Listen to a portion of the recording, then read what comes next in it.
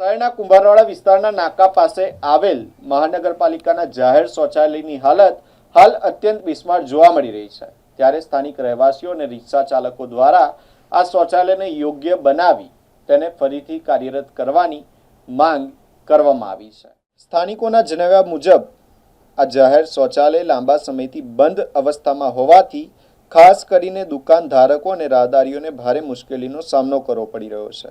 જાહેર ઉપયોગ માટે બનાવવામાં આવેલા સુવિધા ફરી શરૂ કરવામાં આવે અને નિયમિત જાળવણી કરવામાં આવે તેવી માંગ ઉઠી છે। સ્થાનિકોનું કહેવું છે કે અગાઉ પણ કોર્પોરેટરોને અનેક વખત રજૂઆતો કરવામાં આવી હતી, પરંતુ આજ દિન સુધી કોઈ યોગ્ય ઉકેલ આવ્યો નથી, જેથી મીડિયા મારફતે મહાનગરપાલિકા તંત્ર સુધી પોતાની સમસ્યા પહોંચાડવામાં આવી છે। આ ખાસો ટાઈમથી લગભગ 12-13 મહિના જેવું થયું છે, બંધ છે। બધાને પેશાબ કરવાની બહુ તકલીફ પડે છે, આવતી જતી પબ્લિકને, એના વેપારીઓને બી। શું જેમ બને એમ સારું કરીને ચાલુ કરાવે તો સારું છે। નહીં તો બીજી કંઈ મૂતળી મૂકે, ભલે પૈસા જાય। શું 12-13 મહિના જેવું બંધ છે સાહેબ। ફતેપુરા કુંભારવાડાના નાકે રજૂઆતો કરે, કોઈનું નામ લેવા જેવું નથી।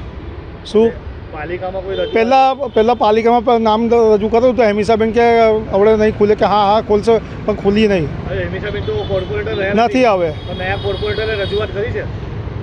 ના કરી નથી હજુ। કામગીરી એમના હાથમાં આવી છે કે નહીં આવી શું ખબર હવે।